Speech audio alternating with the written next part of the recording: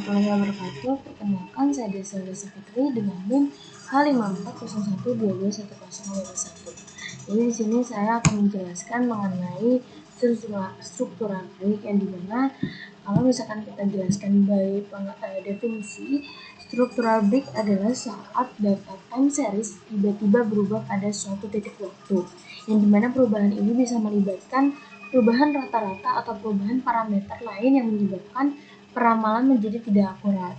Yang dimana biasanya kasus dimana perubahan dalam faktor penyebab di luar model menyebabkan perubahan hubungan antara variabel dalam model atau structural change. Identifikasi struktural break yang pertama adalah membuat visual plotnya terlebih dahulu.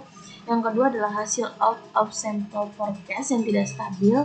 Yang ketiga berdasarkan teori, dan yang terakhir adanya suatu perubahan kebijakan moneter atau fiskal teknologi atau guncangan harga dan lain-lain.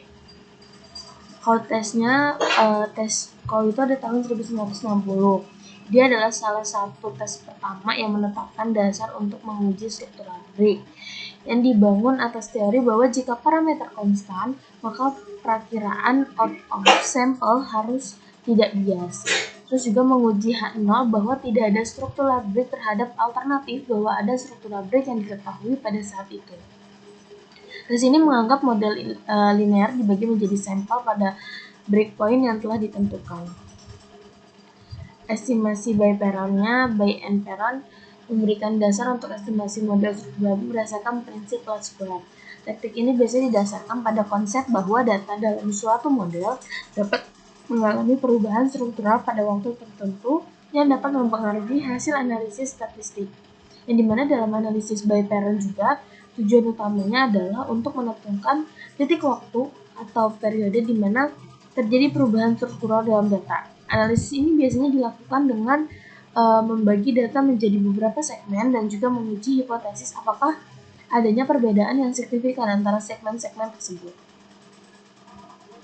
Kusum and Kusum test, yang dimana the cumulative sum of recursive residual atau CUSUM dan the cumulative sum of square recursive residual atau CUSUM-Q merupakan uji stabilitas untuk mendeteksi stabilitas parameter dalam jangka pendek dan jangka panjang dengan mengukur stabilitas koefisien dan untuk menentukan apakah ada struktural break dalam model sebagai hasil analisis. Kusum dan Kusum-Q test itu adalah uji Kusum dan Kusum-Q yang didasarkan pada nilai kumulatif dari jumlah recursive residual. Hasil pengujian berupa plot garis yang dinyatakan dengan batas garis kritis pada taraf nyata 5%, yang dimana interpretasinya apabila garis CUSUM atau CUSUM-Q warna biru berada di dalam batas garis kritis, maka parameter yang diestimasi dalam model dinyatakan stabil. Tapi apabila garis CUSUM atau CUSUM-Q warna biru berada di luar batas garis kritis, maka parameter yang diestimasi dalam model dinyatakan tidak stabil. Nah, bisa dilihat garis biru pada hasil uji di atas atau kiri Kusum kanan Kusum-Q menunjukkan garis Kusum dan Kusum-Q biru masih berada di dalam garis signifikan 5%. Ini berarti parameter yang diestimasi dalam model di atas dinyatakan stabil.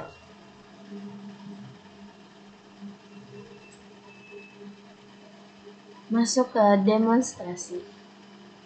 Kita akan menggunakan demonstrasi aplikasi Stata. Baik, sebelumnya di sini aku udah punya data jumlah reksadana syariah dari Januari 2020 sampai dengan Desember 2022. Oke, di sini kita langsung aja copy datanya. Yang ini aja. Terus habis kita copy, kita masukin ke data editor.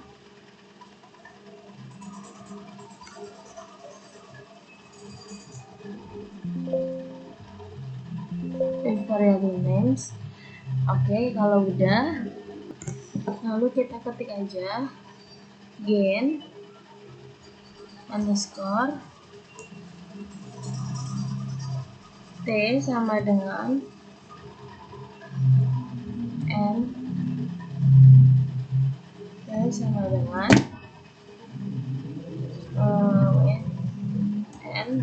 enter. Terus kita ketik lagi.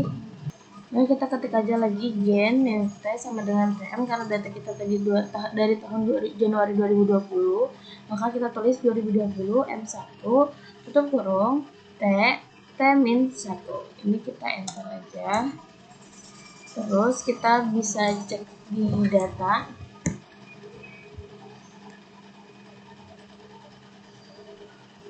Nah, di bagian new T ini kita akan rubah formatnya ini menjadi format bulanan. Jadi kita memilih, terus kita langsung klik OK. Nah, ini udah benar ya, dari 2020 Januari sampai dengan 2022 Desember. Ini kita tutup aja. Terus kita ketik lagi aja reset new T, enter. Nah, ini bisa dilihat ini udah benar bahwa kita datanya bulanan dari 2020 sampai dengan 2022 bulan 12. Nah, selanjutnya kita akan masuk mulai ke analisis struktural breaknya. Lanjut aja, kita tadi ketik this line rex, tunggu sebentar. Nah, bisa dilihat grafiknya, benar saja bahwasanya kita ini dari data kita ini mempunyai struktural break yang dimana bisa dilihat dari garis ini. Kemudian ini kita tutup dulu.